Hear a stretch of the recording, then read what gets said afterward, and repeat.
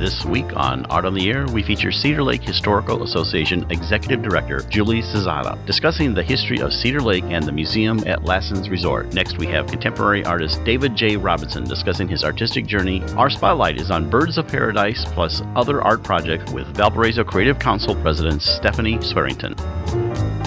Express yourself through art and show the world your heart. Express yourself through art and show the world your heart. You're in the know with Esther and Larry. Art on the air today. Stay in the know with Larry and Esther. Art on the air our way. Express yourself through art and show the world your heart. Express yourself through art and show the world your heart. Welcome. You're listening to Art on the Air on WVLP 103.1 FM and Lakeshore Public Radio 89.1 FM, our weekly program covering arts and arts events throughout Northwest Indiana and beyond. I'm Larry Breckner of New Perspectives Photography, right alongside here with Esther Golden of The Nest in Michigan City. Aloha, everyone. We're your hosts for Art on the Air. Art on the Air is supported by an Indiana Arts Commission Arts Project grant through South Shore Arts and the National Endowment for the Arts. Art on the Air streams live at WVLP.org and is rebroadcast on Monday at 5 p.m., plus is also heard on Lakeshore Public Radio 89.1 FM every Sunday at 7 p.m., also streaming live at lakeshorepublicradio.org, and is available on Lakeshore Public Radio's website as a podcast. Our spotlight interviews are also heard Wednesdays on Lakeshore Public Radio. Information about Art on the Air is available at our website, breck.com/AOTA. That's Breck, BRECH.com/AOTA. That includes a complete show archive, spotlight interviews, plus our show is available on multiple podcast platforms, including NPR One. Please like us on Facebook, Art on the Air, WVLP, for information about upcoming shows and interviews. And we'd like to welcome to Art on the Air Spotlight. She's with the Valpo Creative Council, president of it, but she's also going to talk about events and art events going on in Valparaiso. Please welcome to Art on the Air Spotlight, Stephanie Swearington. Welcome. Aloha. Thank you. I'm excited to be here. Well, first of all, we'd like to just tell a little bit, and as way of disclosure, I am on the board for Valpo Creative Council, but tell us about its function just kind of quickly in general, and then some of the exciting events that you are both they're involved in and Valpo's involved in. Sure. Valparaiso Creative Council is a great organization. We're a nonprofit, and we promote arts in the Valparaiso area. So to kind of tie into one of our projects that we're working with the city on is it's called the Birds of Paradise project. And we were asked to come in as kind of like a consultant for the project and give our input on different types of birds that could be utilized and materials that could be used for creating the sculptures for the project.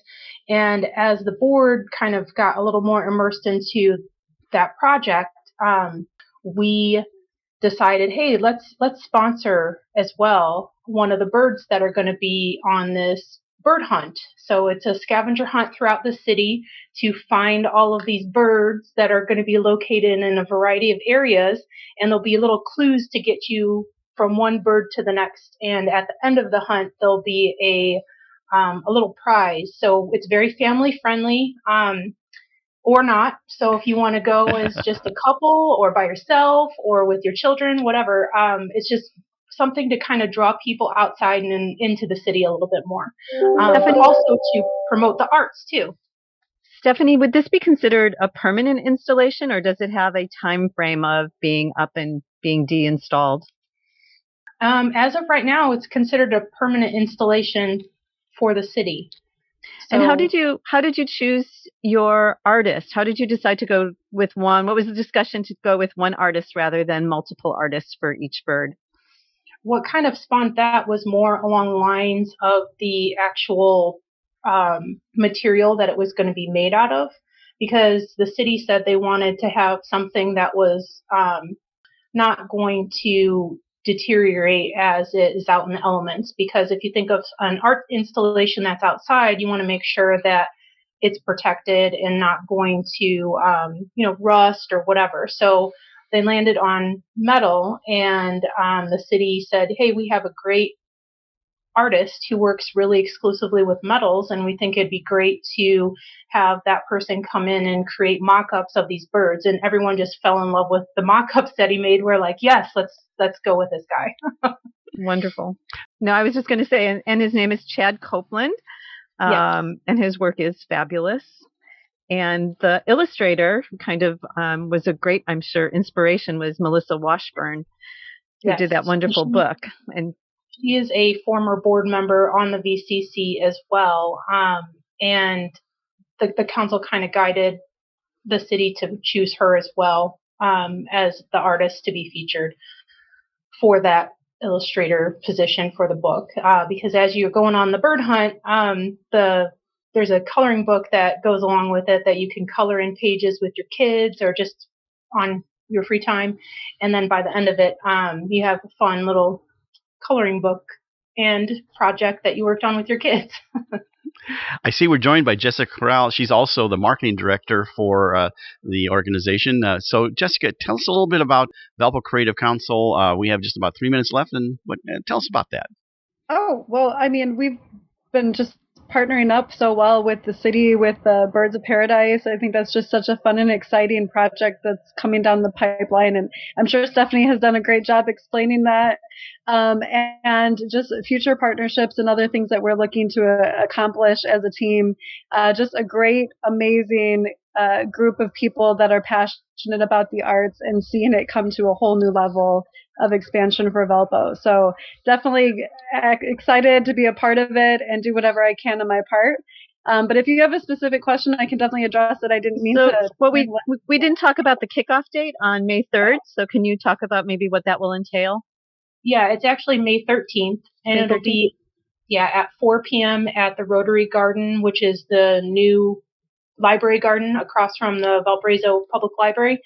And we'll have a bunch of activities there that we're helping the city with.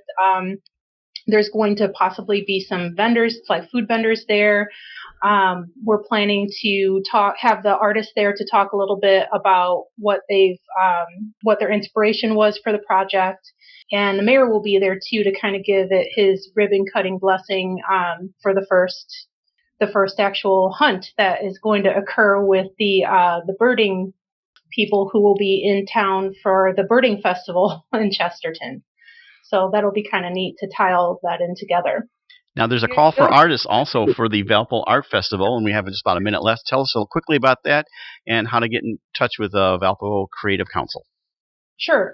So the actual Art Fest this year, we're not the main sponsor for it, but we are working with the Valparaiso events to do something fun there, just as the council, have maybe a fun craft or like something artistic that we can do at our booth. We haven't quite nailed that down yet, but they are looking for artists, and you could get in touch with the Valpo events crew, and they'll be able to guide you to sign-ups and all of that on their webpage for that Art Fest that's happening in June. Well, thank you so much for being on Art in the Air Spotlight. Stephanie Swearington, the president of the Valpo Creative Council, and Jessica Corral, who's the marketing director. Thank you so much for sharing about VCC and what they do. And you can find them at valpocreates.org. Thanks for coming on Art on the Air Spotlight. Thank you. Thank you. You're listening to Art on the Air, WVLP 103.1 FM, and on Lakeshore Public Radio 89.1 FM. And we'd like to welcome to Art in the Air. She's executive director at the Cedar Lake Historical Association, the museum at Lassen Resort. She grew up near Chicago in Bloomingdale, Illinois, and she had an interesting career that brought her to Cedar Lake in terms of career and everything she's done. Please welcome to Art in the Air, Julie Zasada. Welcome. Thank you. Well, Julie, we always like to start off so our audience gets to know you and talk about how you got from where you were to where you are now. So tell us all about yourself. Okay. I had a kind of circuitous path to find my way to Northwest Indiana. We didn't even really ever cross the border until we moved here.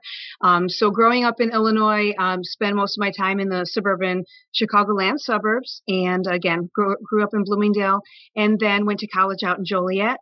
And my first professional careers were in human resources and college admissions, in those people type industries, working with individuals and trying to help them find their path through whatever it was that they might be going through, job-wise or school-wise or whatever.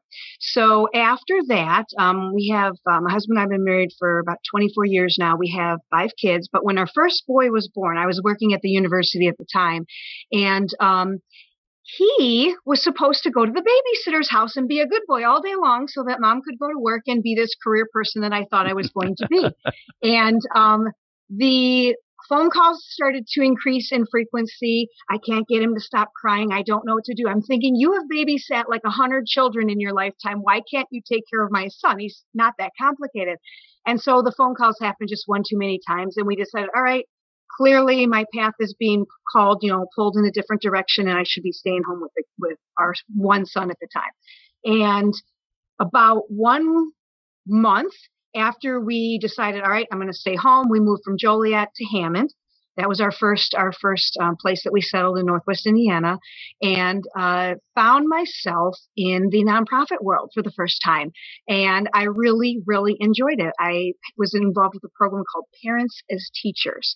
And so it was an early literacy program for children. It made sense. I was highly interested because I was getting, my son enrolled in the program, who was 1 at the time. And I was able to contribute and use all those skill sets from college and my career in a new way. And that really opened my eyes to nonprofit governments, nonprofit management, helping on boards, and helping organizations find their focus when they were out of focus. I really, really enjoyed it. So that was like 20 years ago. He just turned 21. And ever since then, I can't even count the number of boards that I've been on through the years, and found myself a part of all sorts of different organizations and entities where I've been trying to, help them find their path forward and clear up any chaos that they might find themselves in, and using all those skills from my jobs and from my schooling to help them move their organization. So tell us a little bit about some of the organizations you work with here. You got the Hammond. Well, first of all, was it a culture shock crossing the border? I know there's a perception sometimes in Illinois that, you're going to come over, cross that line, and, there's just a bunch of corn out here and we're, raising hogs and things like that, not realizing that Northwest Indiana is really a fairly metropolitan area, even though there's separate communities. But tell us about that experience. Yeah, it was really similar, of course, to living in the Chicagoland suburbs. I think the only culture shock for me was being out in Bloomingdale. That's up near the Schaumburg, Illinois area. You just jump on the expressway when you're going to go wherever you're going to go. And you're not going to do that in Northwest Indiana, right? You're going to get caught by a train and you're going to need to find back roads. And so that was the learning to drive through Northwest Indiana was the biggest culture shock. I was able to handle the shopping transition and found all the stores that I could shop at and all that, but restaurants were good, but it was that driving around Northwest Indiana that really was a hard pill to swallow at first. Well, you're doing all of this while, are you still homeschooling? Yeah. So in the very beginning, I didn't. I had the boys, my 3 boys were about 21 months apart. So now they're 21 and 19 and 18.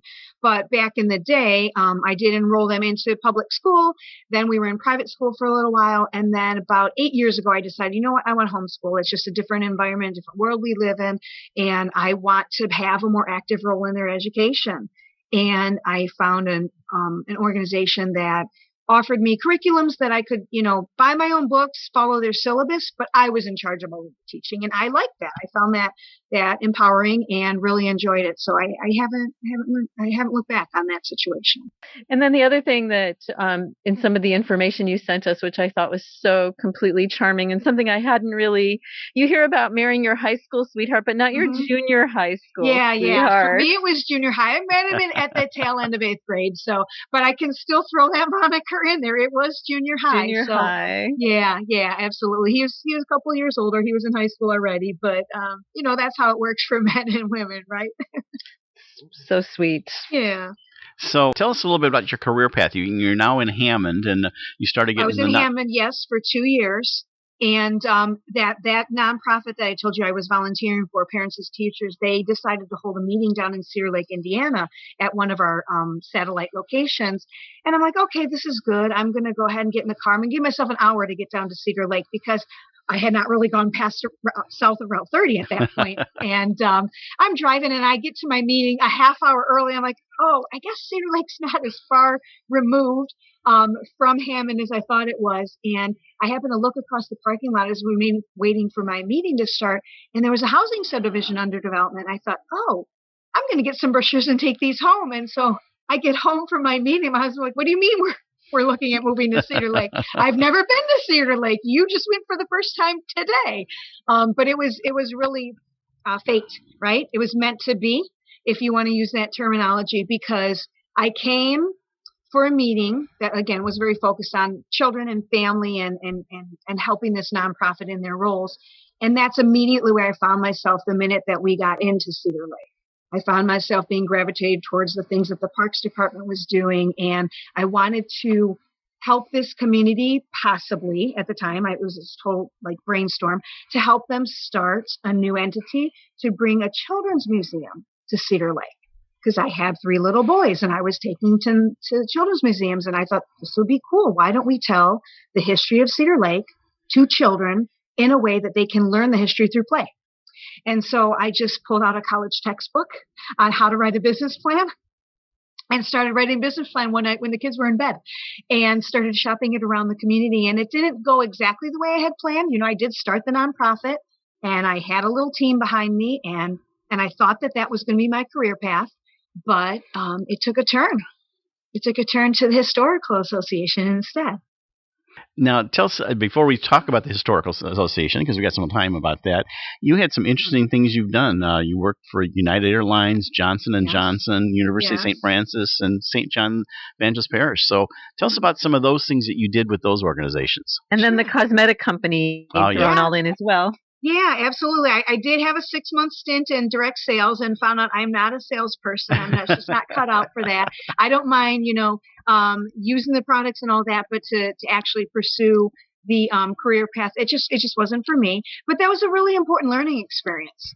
I've still used all those skills that I gathered in those 6 months, but in a way that I didn't anticipate. So I'll talk about that a little bit more when we get into the Historical Association. But like I said, I was in the human resources departments. So I was helping the companies, plan their take your child to work day and hiring interns, interviewing and hiring interns. When I was at the university, I was going to the high schools and helping the children decide whether or not our university was going to be a good fit for them. So as you can see, I was always involved with people and helping people find their path and their role. And so that really was a theme of mine. So when I did make that transition to being at home with the kids, it was so easy for me to get involved with nonprofits, because that is so much of what nonprofit governance and management is about, is making relationships and helping people figure out whether it's the company or the people they serve. You're helping them decide how the two are best fit together. So it was very, very natural for me to make that transition when I chose to be home with the children. I see one of the things you do is a marriage preparation coordinator. Mm-hmm. Are you still doing that? Yeah. Or? Yeah, on a very part-time basis. That's another volunteer role of mine. And, my husband and I are just able to work together to help couples, not so much tell them, oh, you're not ready for marriage, but encourage them where they are already strong in the skill sets and in the conversations that they should be having before they get married, and then give them opportunities for growth.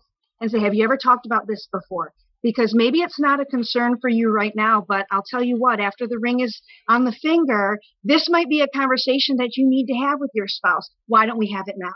And why don't we explore this area now before it becomes potentially a tension point in your marriage, or just something that really stretches you guys to grow?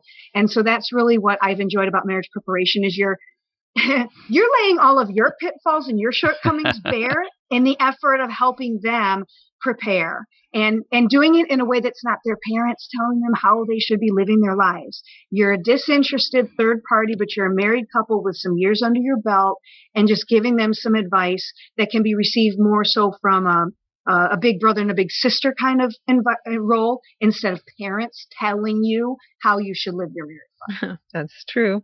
I also love that whole list of rehabbing that you've done. That is so impressive. Well, I don't know if you guys remember when HGTV came out. I think I was in college at the time. And I immediately fell in love with that channel and all those programs about how we're going to fix this and do that. So when my husband and I moved out of our condo, we started out with a 50-year-old home, followed by another 50-year-old home, followed by another 50-year-old home. And so we were always doing things to make the houses ours, whether it was changing out the flooring or putting up a fence or residing a garage while you're 5 months pregnant, which I don't really recommend to anybody. But we were just, if we wanted to do it, we were young, we had no money, and we just figured out how to do it. And without YouTube. No, there was no YouTube back then to rely on. You had to go find those, what were they called? It was like a This Old House magazine or whatever that my father-in-law used to have like a huge stack of. And I would have to read the magazine to figure out how to do the project, or I'd be asking the guy at the hardware store or whatever. So we just trial and error, just figured out how to do the projects trial and error. And my first mudding and taping jobs were horrific. And now that I can afford to pay someone, I will never mud and tape drywall for as long as I live. So yeah, it was an interesting time, but again, set me up really, really well for the things I've encountered. Well, let's start moving on to the museum. And first of all, why that, you kind of touched on it, but why that's important to Cedar Lake, and what's some of the things we have there. And you have some new things coming up in April through May and other events. But tell us a little bit about the history of the resort and everything like that. Yeah. The way that I got involved, like I said, I was working on that Children's Museum startup project, and I wanted to tell the history of the town because I thought it was a really interesting story or stories to share with children. So we're talking about things like the Monon Railroad coming through. What child doesn't love a train? We were talking about the Potawatomi Indians and their lifestyle, which is very, that can capture the imagination easily for a child. But then what captured my imagination was the resort history of the community. So Cedar Lake wasn't founded as a town until the 1960s, but its founding from the pioneer era would be like the 1830s when people moved here and were settling here because you had a beautiful 800-acre lake in the middle of the community, and they were setting up shops, whether it was general stores, resort hotels, the doctors, all the different little businesses that would pop up in a village type setting. And we had many villages around Cedar Lake. That's what it was. The lake was in the middle, and there were all these little villages all over, and they each were like little mini communities. And so for all these pioneer years throughout the 1800s and halfway through the 1900s, it was all about those small cottage economies, so to speak, all around the lake. And in particular, when the Monon Railroad came through Cedar Lake in 1880, and they set their tracks literally on the edge of the lakeshore because they knew it would be a beautiful scenic overview as people were riding the train from Indianapolis to Chicago. That is what really caused the resort era to boom, because now all of a sudden the train could bring all sorts of people, multiple trains a day, especially on the weekends, to come and have a little vacation in Cedar Lake.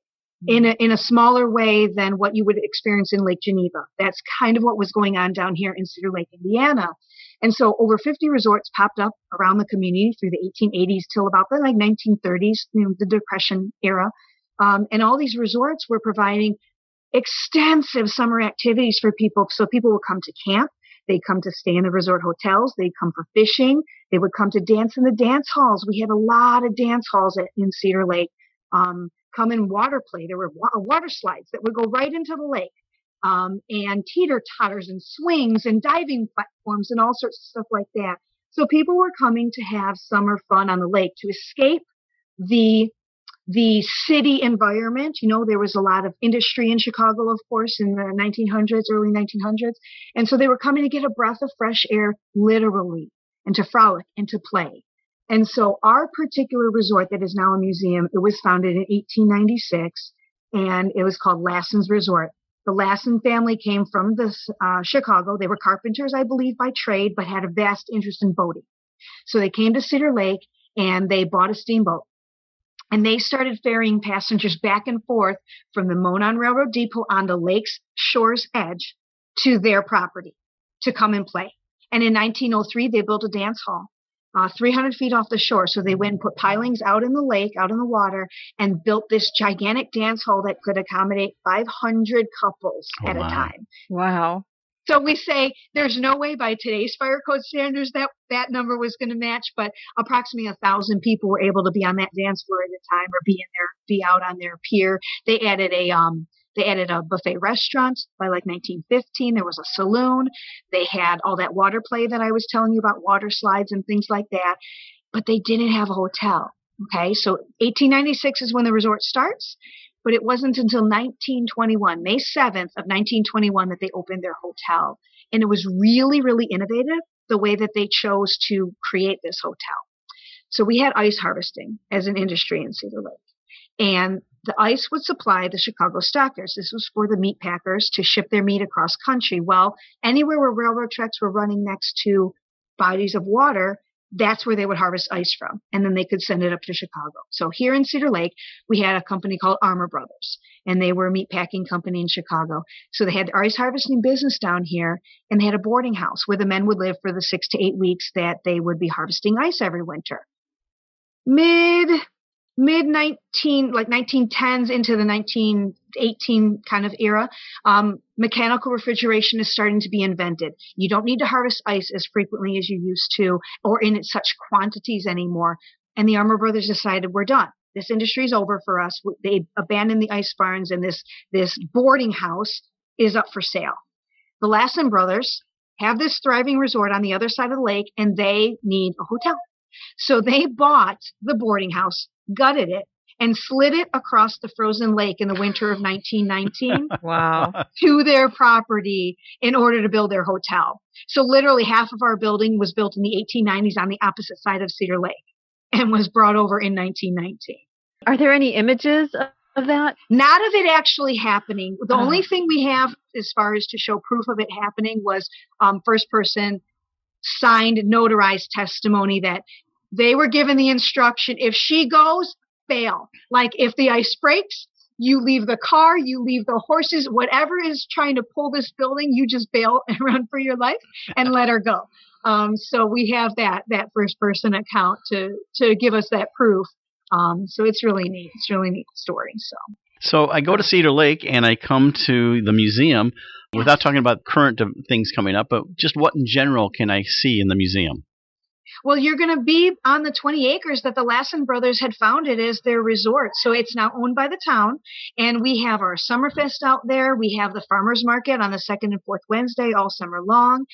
You also have the activities for our property. Well, people can rent the grounds as well. But then for our property, we're putting on different history programs, and you can come sit on the rocking chairs in the porch. You can watch the sunset. There's a new town pier that was installed last year. So if you enjoy the water but don't have the means to get on the water, you can walk the pier and you can sit on the benches at the end of the pier and have a sense of that water experience. You can play on the beach. We have the town grounds have a public beach, and so you're able to play there. And when the Parks Department has their programs up and running, things like soccer are going on in the park and all of that. So it's a community gathering space, that acreage, and we're really proud to be a part of it and all the different programs that we organize. So you have some things coming up, and I think exciting things coming up. And so tell us about that. And I think you also have some waterways. Yes, waterways, yes. So this is the year of water for Cedar Lake. The lake is a huge dredging project is about to begin. It's been in the works for well over 20 years. That's going to begin this fall. And so we applied to host an exhibit called Waterways, which is operated by the Smithsonian Institute. They have a sub-program called Museums on Main Street. And as long as you're a community that is under 20,000 residents, you are eligible to apply to host this exhibit. So we were chosen through Indiana Humanities to host Waterways, and it will be here from April 15th through May 22nd. So when you come to that exhibit, that's free admission to the exhibit to experience what the Smithsonian has developed. And then we are also going to develop a program, or I should say a companion exhibit, that will talk about Cedar Lake's water story, about it being formed by a glacier, about how the people used to play and recreate in the water, how the water went through some era of pollution, and how now we're starting this dredging project to clean it up. So it's a really wonderful time, very, very good time for us to be able to host Waterways and invite everybody down. And then there is also the opportunity to have a museum tour if you would like. Museum admission is $5 a person for ages 5 and up. and under 5 is free. So you can actually make a little bit of an afternoon out of it and come for waterways, stay for a museum tour, maybe have lunch in a local restaurant, play on the beach, all those good things. So, well, and also there's a whole host of things in conjunction with it, like Everglades of the North, that documentary on the Grand Kankakee Marsh. Yes. Sounds Yes. fascinating. Yeah, we've partnered with about 6 different organizations to bring in different guest speakers or send you over to the library to watch the documentary, that kind of thing. So we're going to talk about water in the region, not just Cedar Lake. So when you're in waterways, the exhibit is focusing on a very global perspective. We're going to bring in our speakers to give a regional perspective, and then we develop a companion exhibit to give the community perspective. Someone to reach out to that might work wonderfully would be Kay Westhughes. Do you know Kay? I do not. Yes, she's done extensive series on water in the region. She's a folklorist as well and a photographer. Wonderful. Yeah. Sounds fantastic. Now, did you say something that you might be having like a steamboat on the... Oh, there is no might. There's a steamboat coming back to Cedar Lake. So we had a grant program last summer, a pilot program to bring steamboat rides back to the community, just like the Lassen brothers did starting in 1896. So we did that last summer for 1 week. It went amazing, and we're doing it again now. It'll be probably once a week all summer long, June through August. So you got to check out our website and make sure the schedule will be up by the time Waterways opens by April 15th, and you can see when you can come and ride an authentic 1915 steamboat on Cedar Lake. Oh, we'll be there. Wonderful. I can't wait. Oh, we have about less than a minute left. Tell us about how we can find you and also how people can find out information online and contacts. Yeah. Lassensresort.org, LASSENS resort.org is going to be your best place for all information about what we have scheduled this summer. Second best place, go find us on Facebook, Cedar Lake Historical Association or Museum at Lassen's Resort. And you can follow us there as well. And we'll post different little video clips and things like that and have all the events listed. And you can come out and visit with us this summer and learn what it means to relive the resort era in Cedar Lake. Sounds fabulous. Great. We appreciate you sharing that, how Cedar Lake is really revitalizing. That's Julie Zasada. She is the executive director for the Cedar Lake Historical Association and Lassen's Resort, and we appreciate you sharing this entire information on Art on the Air. Thank you, Julie. Thank you so much. Thank you. You're listening to Art on the Air, WVLP 103.1 FM, and on Lakeshore Public Radio 89.1 FM. This is Pledge Week for your public radio station, and Art on the Air encourages our loyal listeners to support this station by making a monthly sustaining pledge so we may continue to bring you this great program. We'd like to welcome to Art on the Air. He's a contemporary artist, creates a large spectrum of art pieces from paintings, sculptures, jewelry, clothing, furniture. He has a very contemporary look with an emphasis on color and texture. Continues his artistic discovery of vivid colors and sensuous shapes from all his creation. Please welcome to Art on the Air, David J. Robertson. Hello, welcome. Thank you. Glad to be here. Well, David, you and I know each other from other things that we've done, but usually like to start our interview finding out all about you. And I always like to say how you got from where you were to where you are now. So tell us about yourself. Okay, well, I was born and raised in Hammond.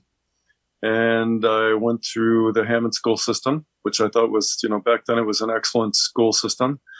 And throughout the years, I was always involved with the art classes. It seemed like that I always got singled out by the art teachers, all the way from, probably first grade all the way through high school. And in high school, I was the teacher's assistant for 4 years at Morton High School. And we had a really excellent teacher there. His name was Mr. Waring. And to me, he taught at a college level. He covered so much ground in the 4 years that I took the art, majored in art in high school. And I was also able to be his assistant for those 4 years. David, what did you gravitate toward in those years? What discipline? Actually, it was a little bit of both. I've always been, I love sculpting. I love painting. So it's always been, just that a big variety for me. Sometimes I get into crafts, but it's mostly painting and sculpting, which I still do to this day. Yeah, that's good. So continue telling us your art journey as you were going through school. So I went through school, and then I started working in a mill, and then I started to raise a family. And so I was kind of a late bloomer going to art school. So I went to the American Academy of Art in Chicago for a couple of years, but I never finished a degree there because I was going part-time and raising my sons. And then eventually I would just start doing freelance artwork, graphic design, learning on my own, and forming a business on my own, doing little jobs here and there, logo design, stuff like that. Then I was laid off from the steel mill, and I had an opportunity to go back to school. So I went to actually junior college, Prairie State College in Illinois, and studied there for 2 years to get a degree in graphic design. And at the time, we were using Apple computers. This gives you an idea how long ago this was. The Apple computers were so small, and we were doing like all binary code. And so pixels and all that. I mean, it was just nothing like what it is now. So that kind of was just a big waste of time. But, you know, I learned a lot of things about discipline and pushing myself to get projects done. And then I've pretty much, my fine art has basically been on my own. I've learned all that on my own, mixing paint and just subject matter. I have a big thirst for knowledge, reading a lot about, I did take art history at Prairie State, which was absolutely fascinating. And it actually started me on the road to doing more research about some of my favorite artists and art periods. So what are some of those? I'm really interested in who you would cite as artistic interests. Lately, I have really, really started to understand and look at Andy Warhol. I mean, I'm just blown away. And I went to see his exhibit at the Art Institute a couple of years ago. It was just fascinating. And I wish it would be there, it would come back again, because now I've learned so much more about him.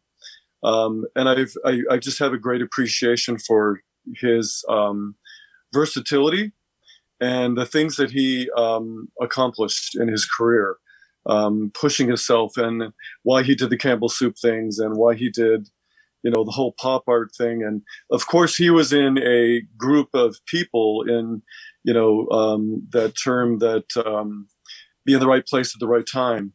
You know, somewhere that doesn't happen around here too much. But in New York, of course, at that time, there was all those great artists that were coming out of that time. So they were all, you know, feeding off each other. But again, I would say Andy Warhol now is a fascination to me. What about grade school, high school? Who did you gravitate toward then? The art teacher we had, Mr. Waring, was really, he used to give us slideshows all the time. So we did have a really good spectrum of art history. So I fell in love with Picasso. And Picasso to this day is probably my favorite artist. Picasso, and then Vincent van Gogh. And actually I have tattoos on either of my arms. One arm has Picasso, the other has Vincent van Gogh. And I've just loved them both for they're two different type of artists. Picasso, because of his genius. I mean, the things he came up with.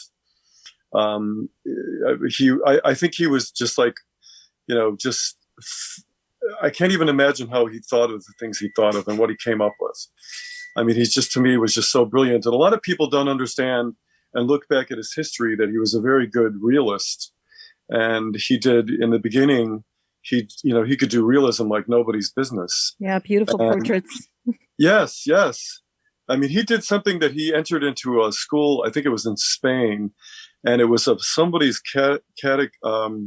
communion. And it was just done so beautifully. The metals, the candles, the fabric, everything was just so beautiful and perfect. And people think that, you know, they think that he draws like a kindergartner, but of course, I don't feel that way. And most people that know art certainly don't think that way. But the average person would think that he's not that great of an artist. They don't know his history.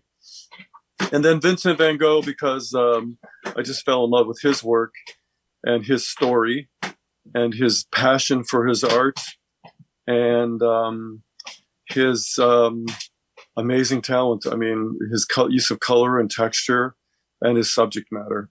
Some of his, it's just so beautiful.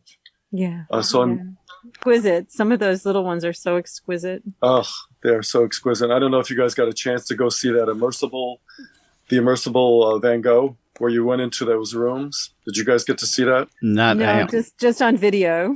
Yeah. Oh, my wife and I went. My son and daughter-in-law bought me tickets for Christmas, and it was just so beautiful. I mean, I actually had tears in my eyes because you're in these rooms and the sun would come up, and it was Edith Piaf that I forgot what song it is, that one famous song she has. It's almost like a march. And as that song's building and building, the sun is coming up, his sunrise, paintings, and it's filling the whole room with that beautiful yellow. And it was just so emotional to see that in these rooms with like 30-foot high ceilings.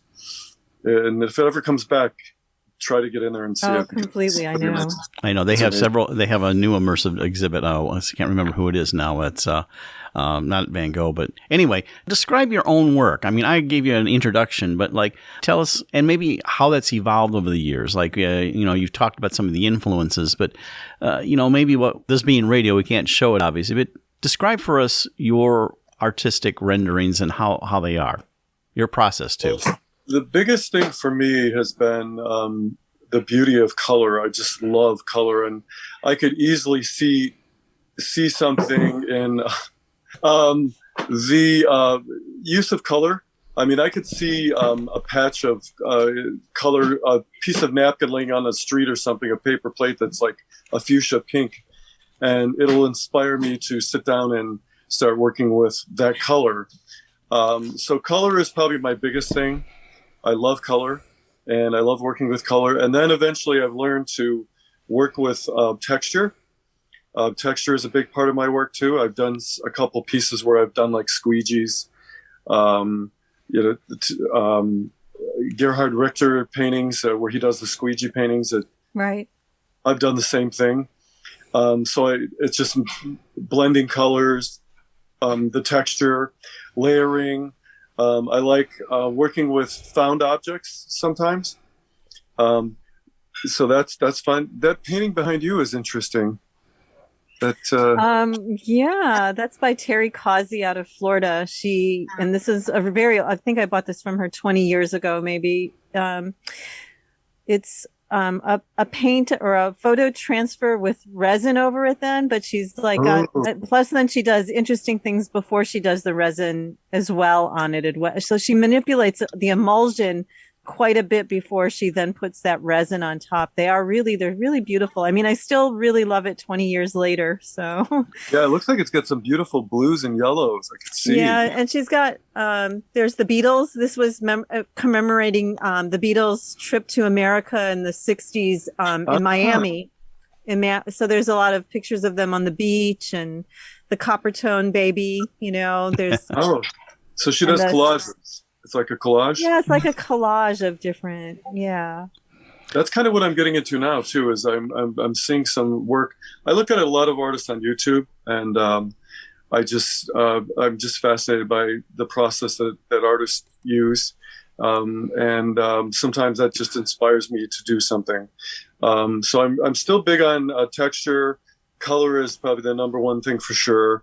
And even when I do a sculpture, there's a couple of my pieces you'd see on my website, one called Color Dance, and it's actually a piece that I made out of a product called paper clay.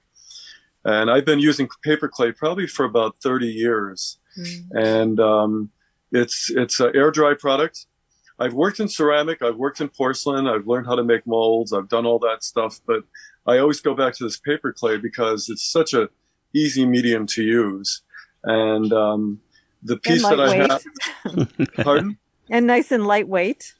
It's nice and lightweight, and it's actually quite durable. Yeah, it's very strong. It's very strong, and I bake it in the oven actually because I can never wait. I don't have the patience to let it wait and sit. So I've done like a horse sculpture that's on my website. I've done, and it's all multicolored. So I divide it up, kind of Picasso-ish looking, because I like to divide everything up and then go within that little space and make a pattern or a color. And then when it's all done, it's just got, and I also like to use another part, a component I like to use is crystals. Actually, what people used to call rhinestones. I buy Swarovski crystals, and a lot of them different sizes. And what I like to do, so if I have a patch of like turquoise blue, I'll get a turquoise blue crystal and put it on the paint randomly. I mean, on the painting or the sculpture. Because I've always been fascinated by the fact that if you walked around the sculpture, if you walk past the painting that's behind me now has crystals embedded in different parts. So when you walk past it, the light hits it and you see these flashes of color. So that's the purpose why I use the crystals. And then some of the newer pieces I'm working in, I use micro glitter, or I'll use micro finely ground down mylar. You're listening to Art on the Air, WVLP 103.1 FM, and on Lakeshore Public Radio 89.1 FM. I'm going to be doing some pieces for Munster's doing these big tulips. And I have 3 clients I'm going to be doing tulips for. These are big sculptures, like, Crown Point has the bulldog, and I think Highland has a duck or something. Right. So Munster's going to do a big tulip. It's like a 5-foot tulip. I have 3 clients that have already selected me, and I'm going to be doing these tulips with drip paint. So I'm going to paint the tulip solid, then I'm going to use this drip paint to let it go down, and I'm going to use this mylar chips in there. And then they're going to have some car dealership, some auto place or something is going to do 2 clear coats on there.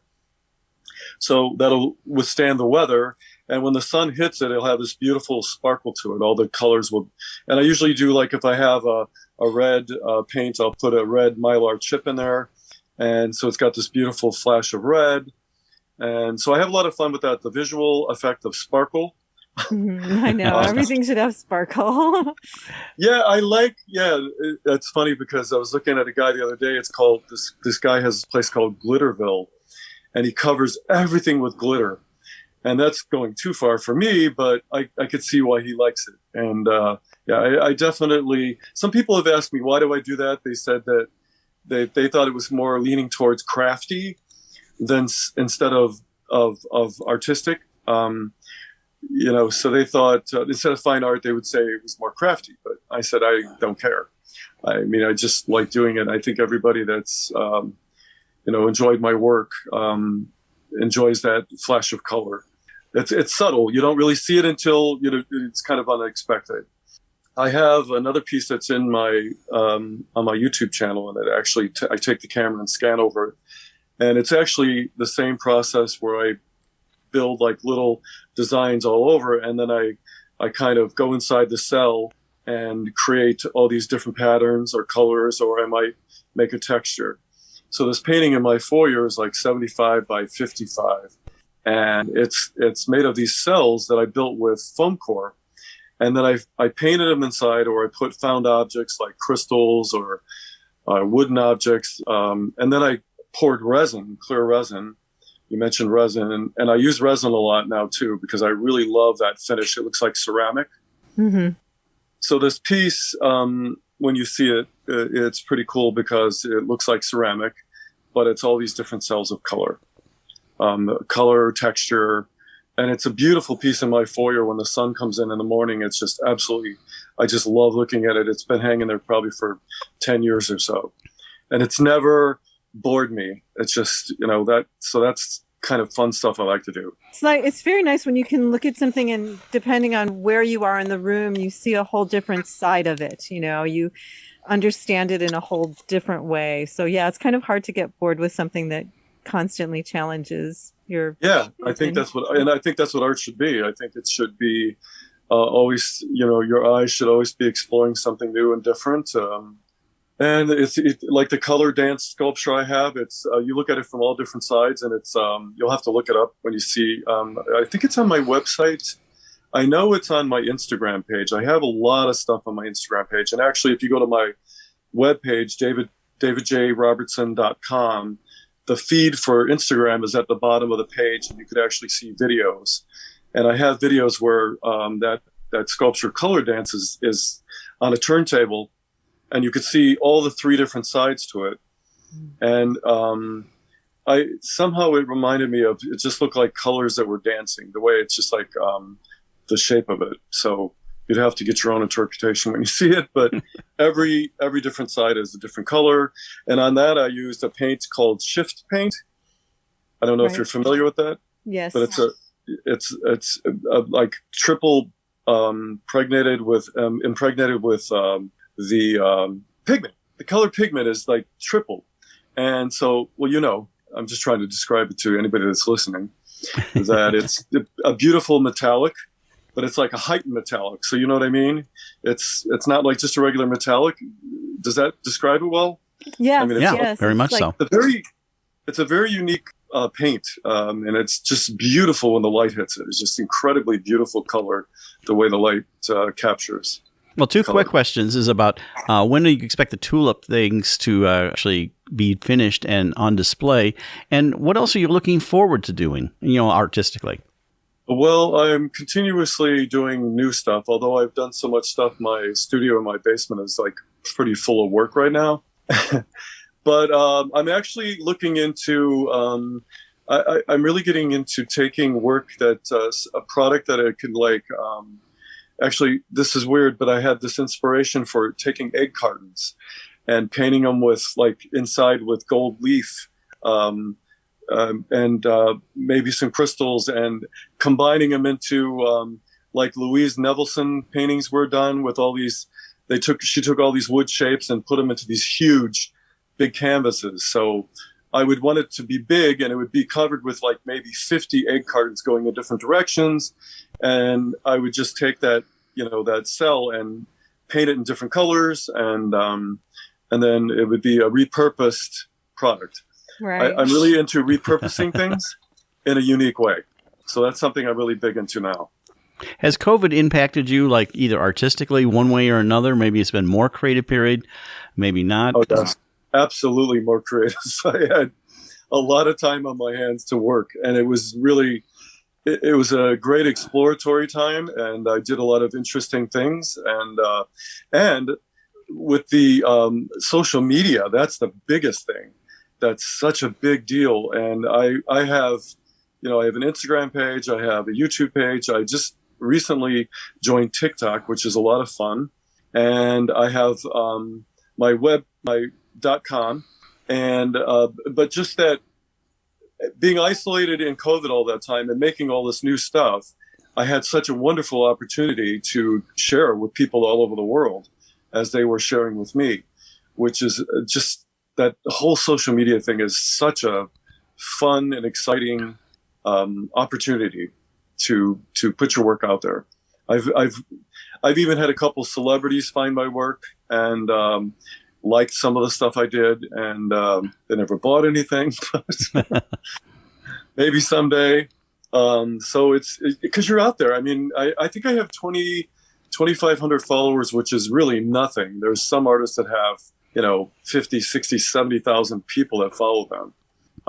But I'm getting to that, I'm just slowly building my social media universe. Well, that's what it's all about. So the same thing with our show. We build a little bit at a time and get more followers, and that's how it is. So the tulips will be done when? We didn't hit that. Oh, the tulips should be, they're going to be delivered to me probably within the next week or two. And they will go on display Memorial Day. It's Memorial Day is first, right? And then Labor Day is the end of the summer? Right. Okay.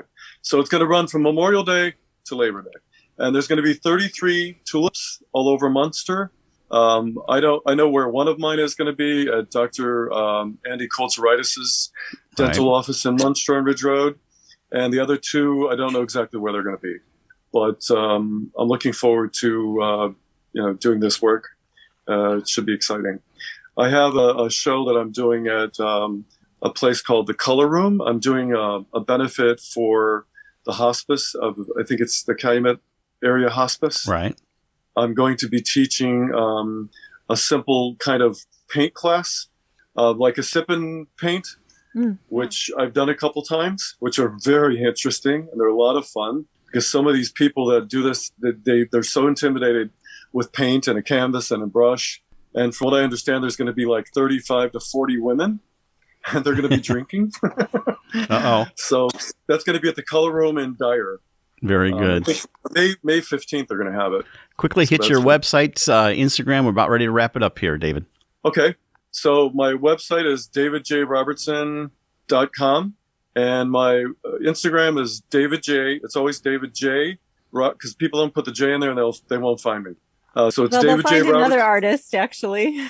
Yeah, there's a lot of David Robertson, sports figures and all that. So I was fortunate that's my middle name, and it's just the letter J. It's not even the word J. And I never understood why my parents named me that, but I'm glad they did. So it's David J Robertson. Artist is my Instagram and my TikTok page and my YouTube page. Well, we appreciate you coming on Art in the Air. That's David J. Robertson, contemporary artist who creates a large number of pieces. Thank you for sharing your art and your art journey on Art on the Air. Thank you. Take care.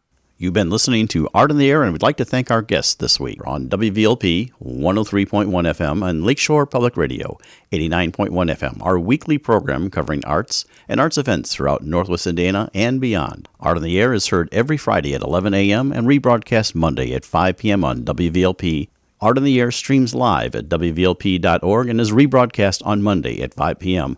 Plus is also heard on Lakeshore Public Radio 89.1 FM every Sunday at 7 p.m., also streaming live at lakeshorepublicradio.org and is available on Lakeshore Public Radio's website as a podcast. Our spotlight interviews are also heard Wednesdays on Lakeshore Public Radio. Thanks again to Greg Kovach, WVLP station manager, and Tom Maloney, vice president of radio operations for Lakeshore Public Radio. Our theme music is by Billy Foster with a vocal by Renee Foster. Art in the Air is supported by an Indiana Arts Commission Arts Project Grant and the National Endowment for the Arts. Underwriters for Art in the Air, Walt Breidinger of Paragon Investments and Marilyn Van, Arts Patron. Art in the Air is always looking for financial support. We'd like to thank our current supporters. If you're looking to support Art in the Air, Esther and I especially would invite you to become an underwriter of this program in particular. We have information on our website at breck.com/AOTA. You can find out support information there. So don't just be an Art on the Air listener. Become a supporter or underwriter in whatever amount you're able to do so we continue to bring you this great content and this great local programming. And like I say every week, don't give till it hurts. Give till it feels good. And you'll feel so good about supporting Art on the Air.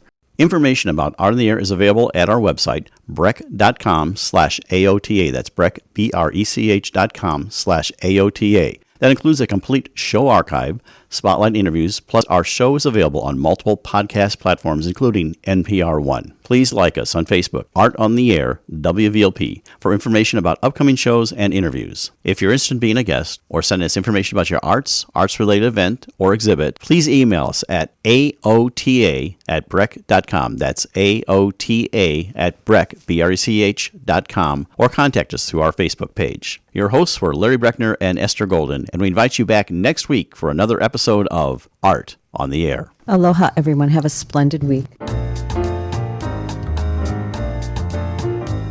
Express yourself through art and show the world your heart. Express yourself through art and show the world your heart. You're in the know with Esther and Larry. Art on the Air today.